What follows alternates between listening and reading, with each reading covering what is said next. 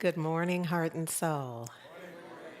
So we are definitely on an adventure in faith. Yes. Well, let me speak for me. I am on a show enough adventure in faith with just all of the perfect opportunities for me to see what's available, what choices I've made and the consequences, and just all of it. I am grateful that God is good and that God is grace. Yeah. So, good morning to you. I am in the get ready. And a part of what's exciting about Black History Month and on so many levels for Heart and Soul, because Heart and Soul is literally activating it's the presence of the divine in every area. So this is true for my life in a real way. I will not do true confessions right now, though, but just know and trust me. But also in the life of the organization. So I'm grateful to acknowledge to those of you who are not members of Heart and Soul or members of Heart and Soul who were not at the annual meeting that we are celebrating the new configuration of our leadership council, formerly known as our board of trustees, and now our leadership council. And so we're just celebrating the presence of new skill and energy. We have always been blessed with that. And for this leg of the journey, this particular configuration feels very special and appropriate. So join me in congratulating our newly elected council members, Ambessa Cantave, Sheila Lewis, and Sheila Smith. Scott was appointed last year. And certainly the interim board who was operating while we were on approach to the elections, Reverend Jack Elliott and Al Johnson and myself. So for Black History, though, shout out to our beautification team because there is just a magnificent display. Last week there was one that featured music, and this week it's literature. And so I am inviting you to be sure to, one, take a look, spend some time just taking in what is present there. And that's just a fraction. But ideally, it will activate our memory. It will remind us of a certain truth and a certain presence, yes? And you're also invited to enter the free drawing and to blah, blah, blah. They also have a Black History Month Black author book exchange table. I'm telling you, huh? So look how this is going to work. What you will do is you can select one of the gently used books and you can take it home. Now, where is that? Is that it's over there, clearly marked. Clearly marked for anyone literate for the literacy display. Clearly marked. And here's the rest of it. So you take one home, but when you get home, you select a book that you're going to bring back over here, yes? And then you'll put it right there, and that will be the way that we'll do that. So next week, even if you don't take one, you are invited to still bring a gently used book by a Black author, yes? That you can then donate. This is lovely. And I want to remind you that we still have more of the prayer beads that are in a bracelet. And the way that it works for me, and this week I have particularly needed to make use of it, but the way I have used it is that as something comes up for me, it supports me in remembering a truth that I was not present to. And so just the more one does that, the more imbued, I want to say, the beads are with the remembrance of the divine. So there's no magic. You have to do it. But in the doing of it, it's almost magic. So, and here's the thing. We looked at how we could support those of you at home who are like, get me some of those bracelets. Well, you'll either have to come in and get it or send somebody to be here during the service because, look, pre-COVID, when we were actively engaged in had an active center, meaning that we had folks who were doing sacred service during the week, and some of those folks would just take a part of the schedule and be in the office so that someone would be there to greet you and hand you what you had come for and support you and registering for things and all the things. We don't have that no more. And it's largely, we're awaiting it. We're forever speaking to you about those of you who do have time and are available and would be willing to help. But right now, we just don't have the folks on the roster who will support that. And so for right now, someone will have to be here on a Sunday in order to get you bracelets. We are tuned in, and there's so much that we want to do. We just are not there at present time. My prayer is that you understand. I know you guys, see you looking at me kind of side-eyed, but I feel you. And I understand. I understand because you want the bracelets, and I don't blame you. But what I'm going to do is offer you our Black History video.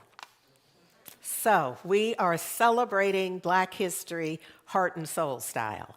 Here we go.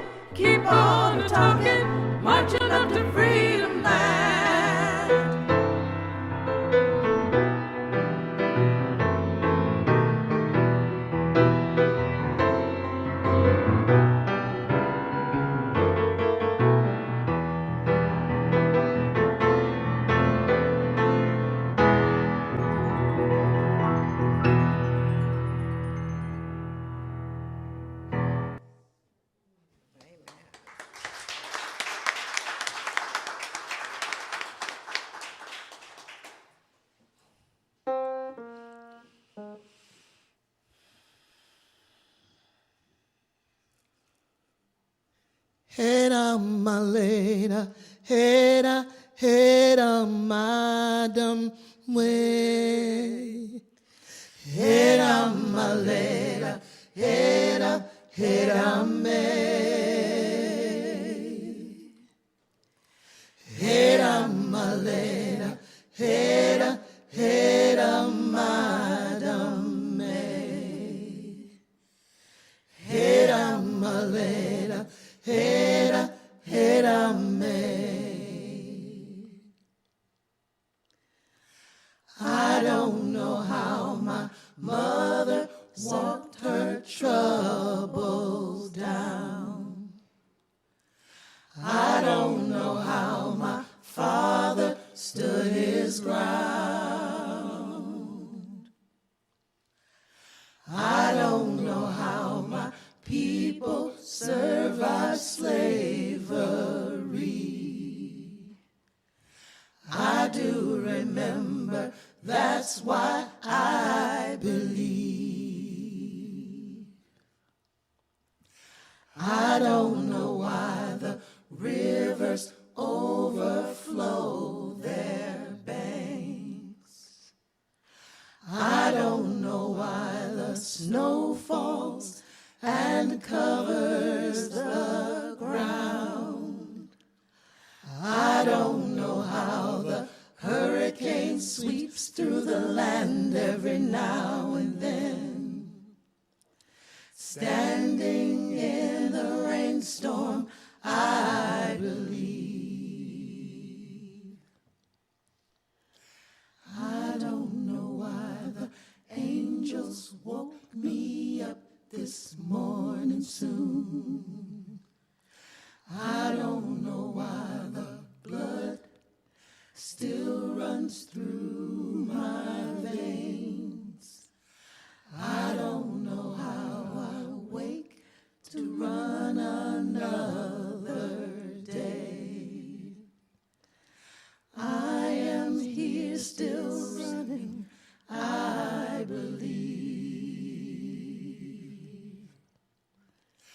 Hera malera, hera, hera madam me. Hera malera, hera, hera me. Hera malera, hera, hera madam me. Hera malera, hera, hera me. My God calls to me in the morning dew. The power of the universe knows my name. Gave me a song to sing and sent me on my way. I raise my voice for justice, I believe. Hera malera, hera, hera madam me. Hera malera, hera, hera me. Hera malera, hera, hera madam me. Hera malera, hera, hera me. I don't know how my mother walked her trouble down. I don't know how my father stood his ground. I don't know how my people survived slavery. I do remember, that's why I believe.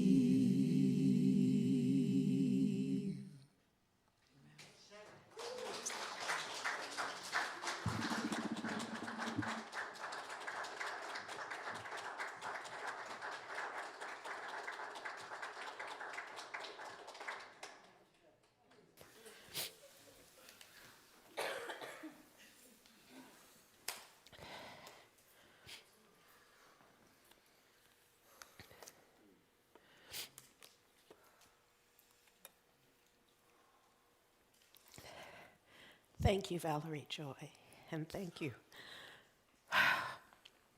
I thought I got it back together. Thank you, ensemble. That was the Heart and Soul Ensemble. Under the direction of Valerie Joy Fidman. So there's something about those songs that got us through. It's the songs that our ancestors sang to just find a way.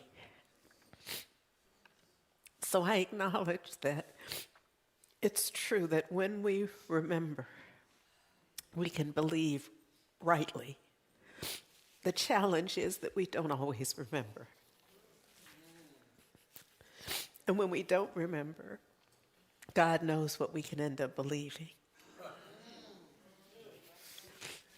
And then live lives that unfold because it's done unto us as we believe. So I apologize for anybody who's seeing me for the first time and wondering, what is this? Well, this is simply what it is. Oh, Lord. I had the honor of the invitation to write the daily guides for the Science of Mind magazine for this month, Black History Month. And on the 7th, and I just realized this morning that on the 7th, the piece that I wrote is actually entitled something about that, 7 years. And on the 7th of February, what I wrote about is Harriet Jacobs. So that line that says that I just don't know. I don't know how they did it. I do not know how they did what they did. I do not know. I don't know how they got up. I don't know. My mother's maternal great-grandmother, great-great, I don't know, great-great, had been enslaved as a youngster, is what my mother said. But she would never talk about it. And many of us have that as a part of our history, of our family history, where those who were present that had been enslaved would not share from the experience. And my mother said that what she did say is that it was just too hard for her to even talk about it.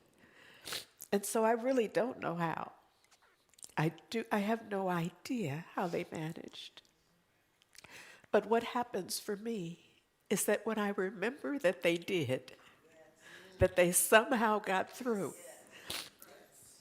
And here's the thing, Vala, it looks like I'm gonna need more tissue. Here's the thing, I don't always remember. Sometimes, thank you, sometimes it feels like whatever it is I'm going through, that's gonna be the death of me. You know what I mean? That it's just, and it can be that I made an error. You know, that something isn't going to work out the way I had planned or the way that I had hoped or whatever it is. I erred in it. And I can take that thought and turn that into the end of everything. Nothing in my life is going to work. Am I the only one? That because of that, out of that, nothing is going to work out. I just could absolutely, based on that, I may as well just give it up. Forget it. Tell Heart and Soul they picked the wrong one or however it was. It's just that, no, y'all don't even know. But then I remember that Harriet Jacobs, rather than be enslaved, tried to escape. And she got a certain point and realized she couldn't make it. And so she came back, but she hid in a crawl space above her grandmother's shack, which means, as I want to describe this to you, that it was an aluminum, a tin roof. So in the winter, it was freezing cold, and in the summer, it had to have been hotter than hell. But regardless of the climate and the temperature, she was in a crawl space. And it says and the reason we know this is because she wrote her autobiography. So once she got north and escaped, she was interviewed. And so one of the slave narratives is Harriet Jacobs' story. You know, I just call her Mother Harriet. I just call y'all the two Harriets. Because when I can remember the two Harriets, I believe. I'm back in touch with what I always wanted to believe. So I don't know how they did it. But when I remember that they did, then I believe. The goal is, and the question I always ask me when I come to my prodigal daughter self is, why didn't I believe it back then? Why didn't I believe it yesterday? Why didn't I believe it last week? Why didn't I believe it last month? Why didn't I believe it 5 years ago? Why did I have to go through? I don't know how. I don't know how it works. I don't know how it do what it do. I just know that when I remember, then I can believe. Then I do believe. And when I believe, I have an experience that's in alignment with my belief. Excuse me. Ooh, part of me wanted y'all to just sing that through the service. Just have that be what we would sit in. Is this awareness that, one, we don't have to know. I don't know how, and I don't have to know how. I just know they did. And if they did, I can. Oh, Father, Mother, God. Excuse me, please. Can you cut my mic, please?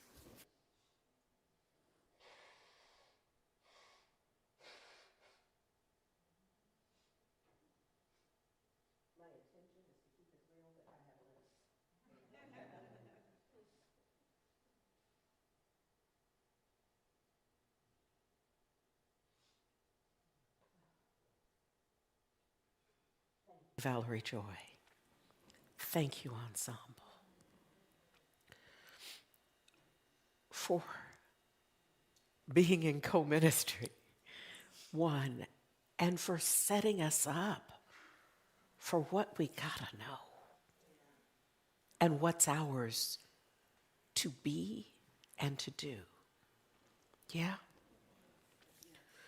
Whew. So look, last week, it came to me to say to you, to say to me on mic is what usually is happening up here, that only your best self can or will live your best life. And I wasn't sure that I'd been really clear. I mean, I know I said it, and there's no multi-syllable words in there, and so it's not.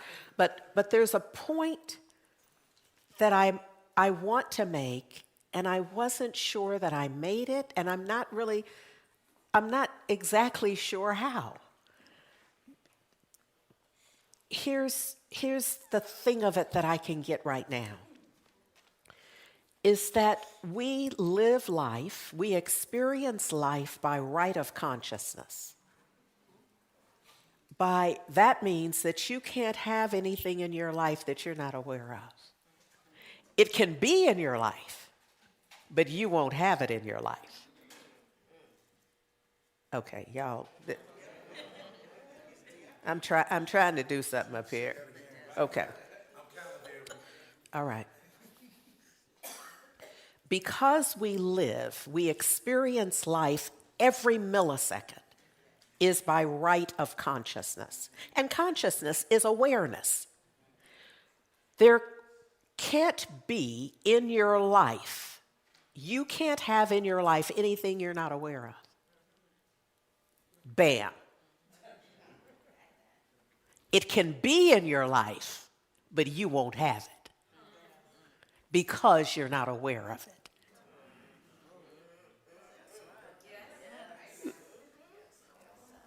You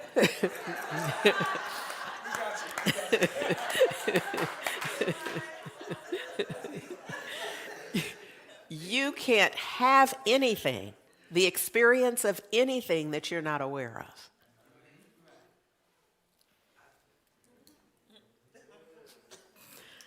But you can have something, opportunities, your heart's desire in your life, but the fact that you're not aware of it means you can't have it. Have the experience of it. Look, on the more macro scale of this, when we are praying and treating for money, and there are a bunch of folks in the spiritual economics class right now, and they are working it out. I can feel it. As y'all, or anyone who is practicing, you don't necessarily have to be in the class. You could be doing your 40-day prosperity. You could be doing whatever it is, whatever spiritual practice that puts you in the consciousness of you being the place where wealth, prosperity, abundance can unfold. Does that make sense? So whatever you're doing, here's the thing. When you get to the pinnacle of that, when you are the mental, emotional, spiritual equivalent to your vision, your heart's desire, and it's going to unfold, the mint will not print new money. Y'all don't know what I'm talking about. I'm just out here on my own today. Look. When it's when it's time, when you are at that place where, as Reverend Ike would say, where money can't keep from you, you can't stop money from coming to you. Let me put it this way: you have ceased stopping money from getting to you. Y'all understand what I'm saying? When you get to that point, the mint there'll be no message sent to mint workers. So-and-so is ready for the money now, print it. The money is already in circulation. It's already wherever it is you're going to get it from. I don't know that you really. Y'all at home, I'm just going to be with you. Look.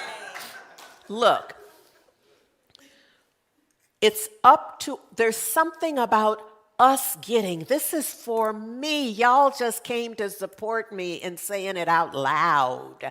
That there's that moment that gets us to this point, this notion that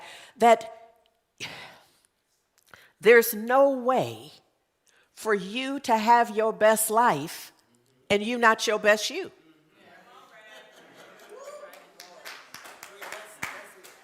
Ask me how I know. Don't, but just know that.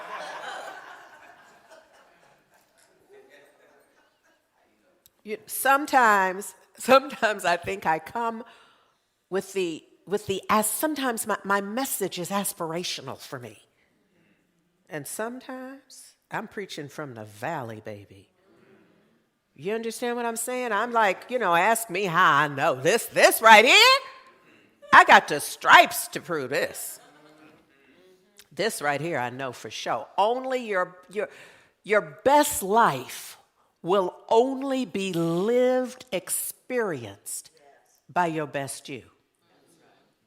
And if you have a vision for a better life, you're not the better one yet.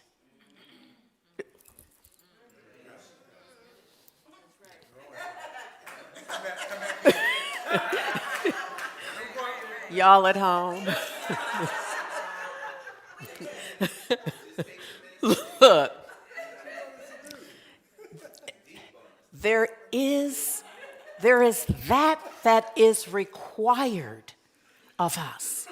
And where I get inspiration is that our ancestors knew something about this. Harriet Jacobs did, but there is a way for us to see it as well. This notion that I've brought you before, that we flow in consciousness. So I'm talking to you about that life unfolds according to our consciousness. Now, in a given day, you can go through all the possible stages and variations of it. Because you can start, wake up in the morning with your gratitude going, and you do your journaling, your morning reading and all of that, and then get a call. Or make the mistake of being on the phone on the wrong app. Or not the wrong app, but the app that gives you something you're not ready to handle. And stay in your mindset. Stay in your desired consciousness. Because very often, let me not act like it's you, very often what can happen for me is, Lord knows, I'm set. I'm beaming. Y'all probably saw the beam and thought it was the sun. I'm beaming. And because my spiritual, the light is awake and alive in and as me. And sometimes it's an external influence, and sometimes I'll think about something.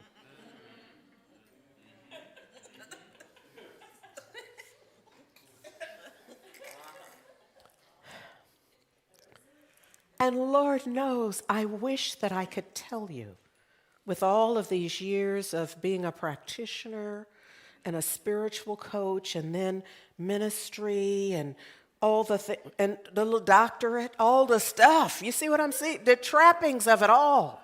I wish I could tell you, and then I could see my mind moving into the valley. And I say, mind, come back.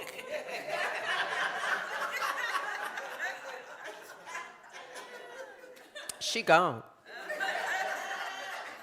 She gone.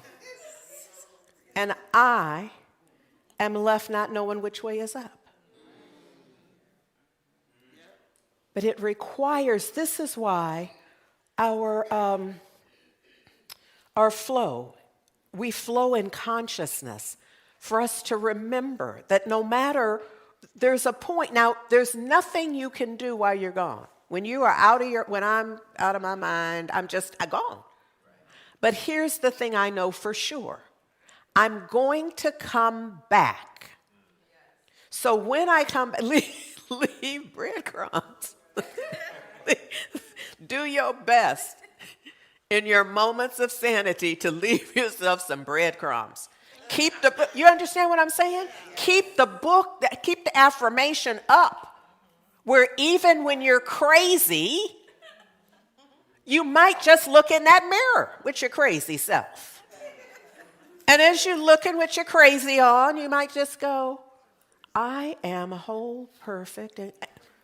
But now if you're seeing it for the first time, it's not going to mean anything. But if you've cut a groove, you understand what I'm saying? I don't believe anybody enslaved got up and just walked away one day. There was all the aforethought. There was the moment, the critical mass awareness of, I'm not enslaved. They can't keep me here. That had to, because everything was saying, you're a slave and we can keep you here. So in order to shift, something has to happen. And that's what I'm talking about. That's what I'm going through. So look, this idea of, so some stuff has happened, and here you are cowered in the corner. Life, it happened. It happened. Which implies I didn't have nothing to do with it. Life is they just doing stuff to me. Life is but remember, we were talking about Einstein said that one of the most important questions is what's your sense of the universe? Is the universe a friendly place or an unfriendly place? Now, for those of you who are like, oh, the universe is, ooh, it's a hot mess. You're going to have some hot mess experiences. Because what it's done unto you as you believe. Now, there's nothing I don't intend that there's anything I'm saying here that is to deny any of your experience. You see what I'm saying? Somebody's sure enough laid off. You know what I mean? That's like they had the words, they signed the paper, they out the building, they took the keys in the slide cart, whatever that is. All that. You see what I'm saying? So I'm not saying that didn't happen. I'm saying that doesn't necessarily change who you are. It could. And it could change who you are in the most magnificent way. Tune in to, do a search on TED Talks or something. I can't even tell you where to go. There's so many people who are like, in that moment, they are going to die. Because what are they going to do? And then later, they are so happy, they let them go. They're like, oh my God, how long could I have stayed there if that hadn't happened? Yes? Y'all understand, but how do you get from, this is just, life is not worth it anymore, to, Lord, thank you. See, I don't know how they went through what they went through. But I remember that folks have gone through worse, live to tell it, and celebrate. So I don't have to understand it. But I got to remember that there's more to the story. So in that little corner, you see the bridge? The bridge to traverse is let go of blame, shame, and regret.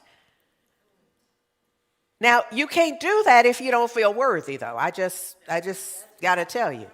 If you don't feel worthy, you're going to stay right there. But that's okay. You just can't live there. But you may have to be there until you make up your mind, prodigal son and daughters, that you're not going to be here no more. Because you know what that story is. It's just there's a moment where I come to myself. There's a moment when I go, this ain't from... That stack of tissue, you know how we do. We might have gone through a whole box because it's awful. It's horrible. I just don't know what good. And then we come to ourselves. We come to ourselves. And I'm sure there's a certain truth in that, lowercase t. There's a certain truth in my feeling that, in my experiencing that, but there's a greater truth. And that's always available. So for the next few days after, so on the 7th, I wrote about Harriet Jacobs. And then for the next few days, it was a love letter to allies and advocates and co-conspirators. Because in my life, well, I've been grateful when folks have shown up, but there's been a fair amount of me looking at the folks who are not of obvious African ancestry. Because if you're not of obvious African ancestry, you are sometimes having a different experience than those of us of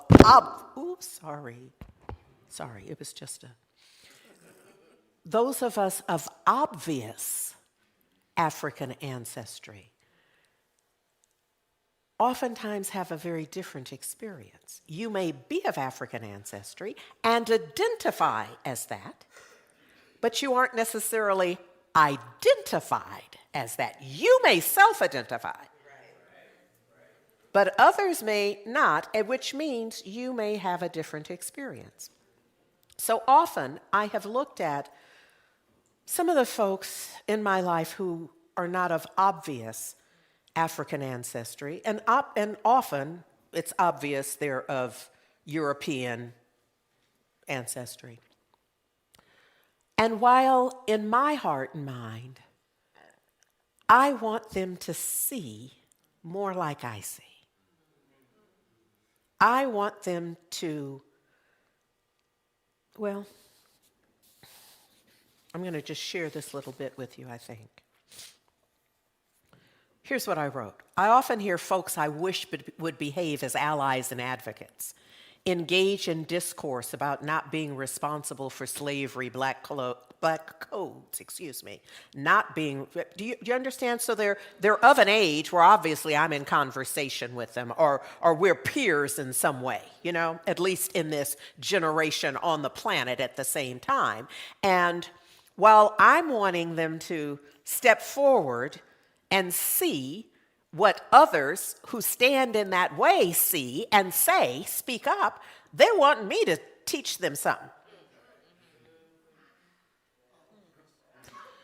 And so often the discourse is one of them declaring that, of course, they're not responsible for slavery or the black codes or Jim Crow or separate and unequal housing and schools and policing.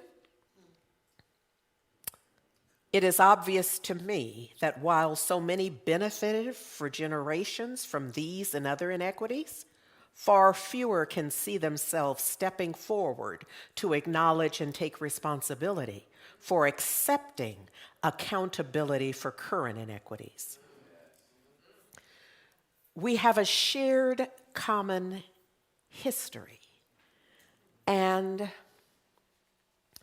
sometimes this is kind of my invitation, my maybe odd love letter to those who could be allies and advocates and co-conspirators, who can say what I can't say, who can go where I can't go, who can stand in ways that I seem not to be able to stand in certain groups and situations. Does that make sense? Yes.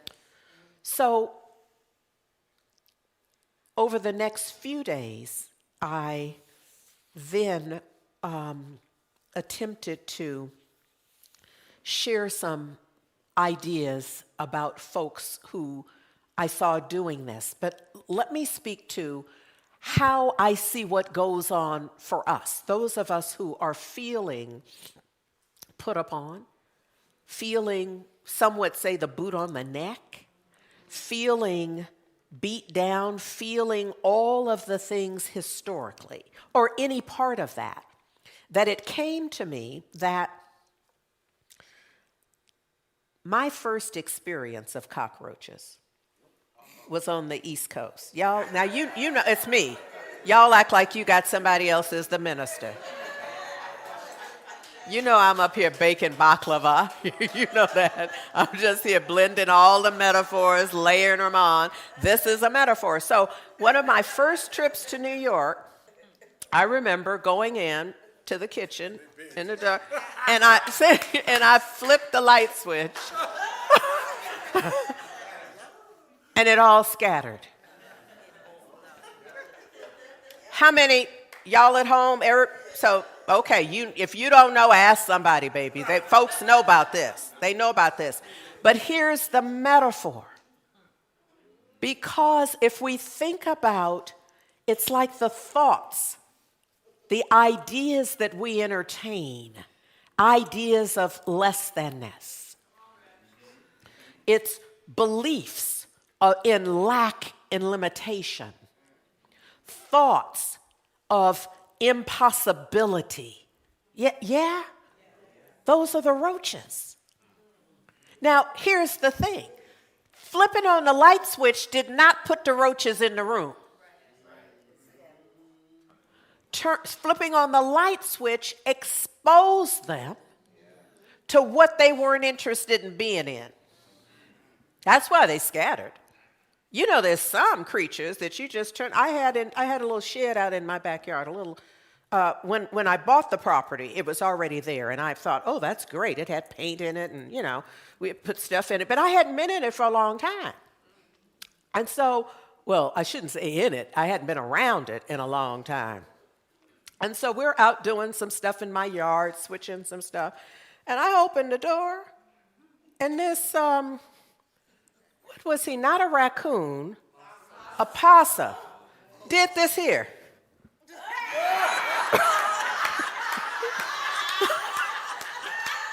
Because opened the door up, and it was sitting up in a box that I had with stuff in it. It was like, could you close the door?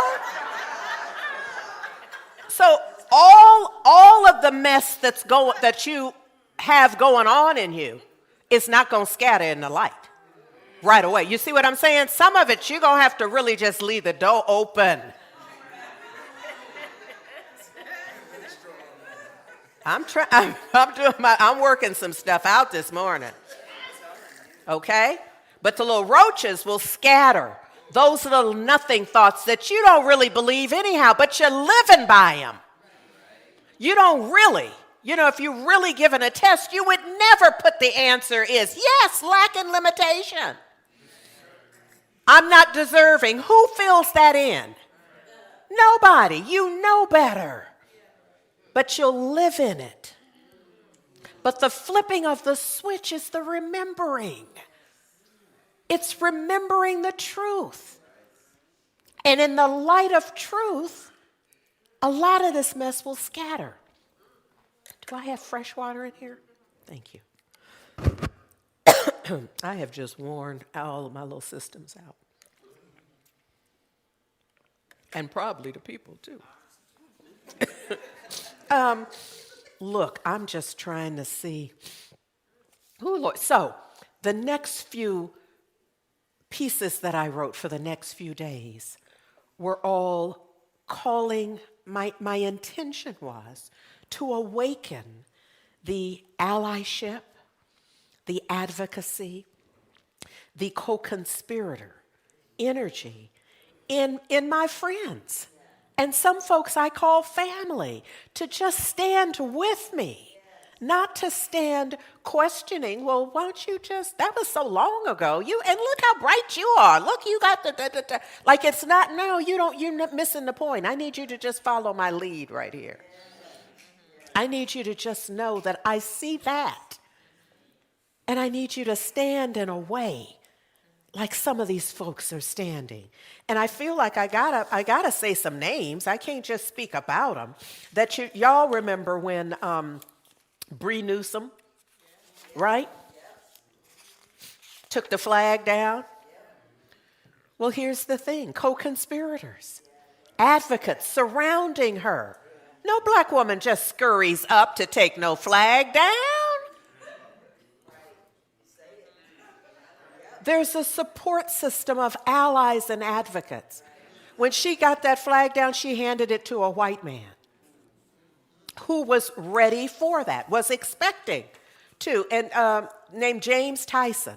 And so I write about him because he specifically, this quote starts it off for me. White supremacy, he says, and racism is perpetrated by white people. So the only way it's really ever going to end is if we end it, he says. We can't expect black people to end racism. So for me, he's a co-conspirator because he's stepping up in ways that speak to it clearly. He's not like, you don't have to read between the lines in order to get it. He's like straight up with it. Yes? So, look. Oh, Father, Mother God, somebody just sit me down. Just, look. Nate Staniforth says this, when you're young, it's easy to be amazed. As you get older, that experience of astonishment gets harder and harder to find. Good magic isn't about deception.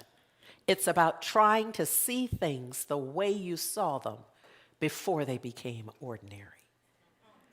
It's before, now see, y'all, I'm not even going to look because you don't have that. That Nate is a magician.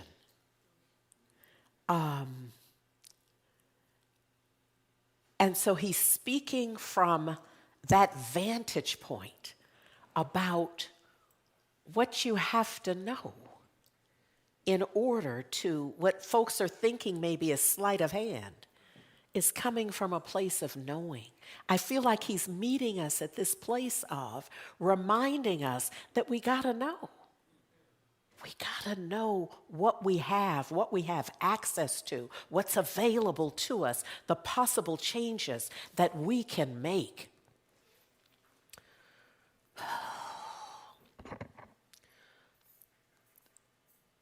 Your ultimate goal in life is to become your best self. I've already told you, only your best self is going to get that best self life.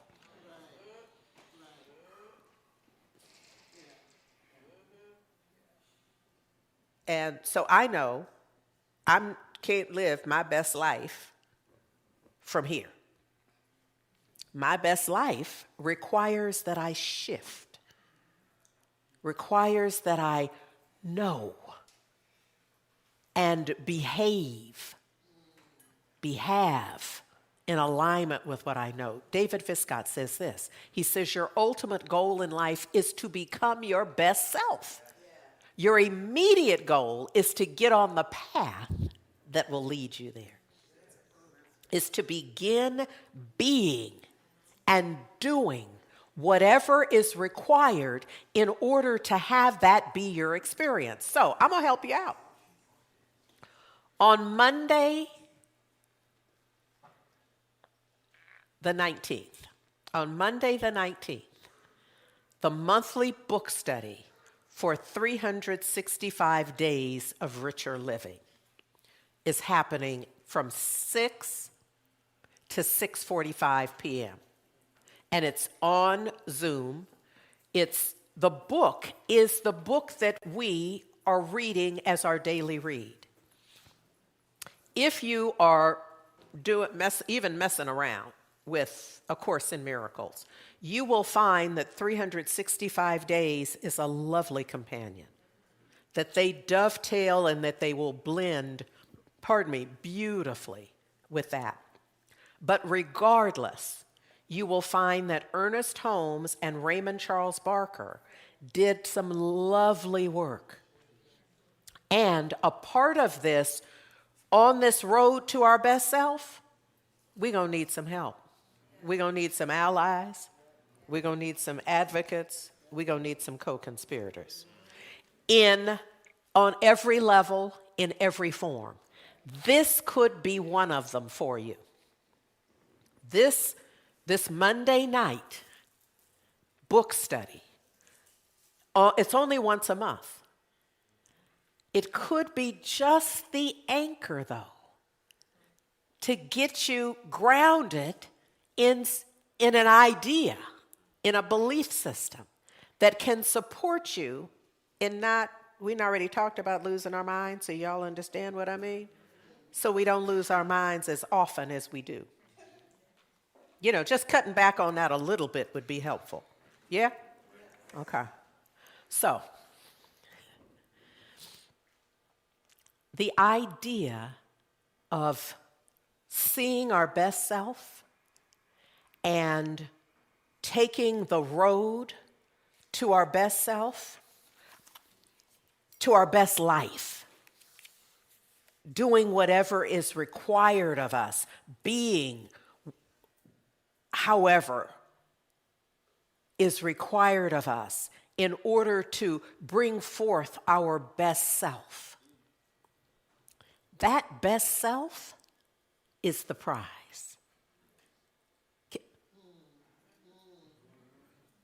Because when I think about this notion of keeping your eye on the prize, during the day, you'll be called to look any number of ways, to entertain any number of ideas and suggestions about who you are and how you are. And somebody would say whose you are.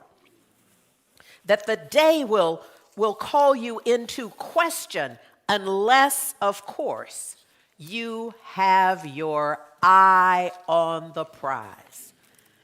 You know, the song and the ancestors say that I wouldn't take nothing for my journey now. Keep your eye on the prize. I give you now our ensemble under the direction of Valerie Joy Fidma.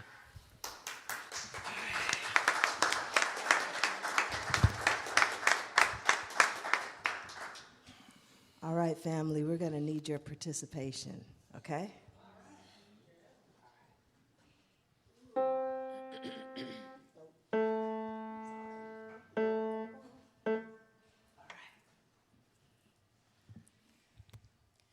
Paul and Silas bound in jail, had no money for to go their bail. Keep your eyes on the prize. Hold on, hold on, hold on, hold on, hold on, hold on. Keep your eyes on the prize. Hold on, hold on. Paul and Silas began to shout. Doors popped open and they walked out. Keep your eyes on the prize. Hold on, hold on, hold on, hold on, hold on, hold on. Keep your eyes on the prize. Hold on, hold on. Well, the only chains that we can stand are the chains of hand in hand. Keep your eyes on the prize. Hold on, hold on. Got my hand on the freedom plow. I wouldn't take nothing for my journey now. Keep your eyes on the prize. Hold on, hold on, hold on, hold on, hold on, hold on. Keep your eyes on the prize. Hold on, hold on. Paul and Silas were bound in jail, had no money for to go their bail. Keep your eyes on the prize. Hold on, hold on, hold on, hold on, hold on, hold on. Keep your eyes on the prize. Hold on, hold on. Well, the only chains that we can stand are the chains of hand in hand. Keep your eyes on the prize. Hold on, hold on. Got my hand on the freedom plow. I wouldn't take nothing from my journey now. Keep your eyes on the prize.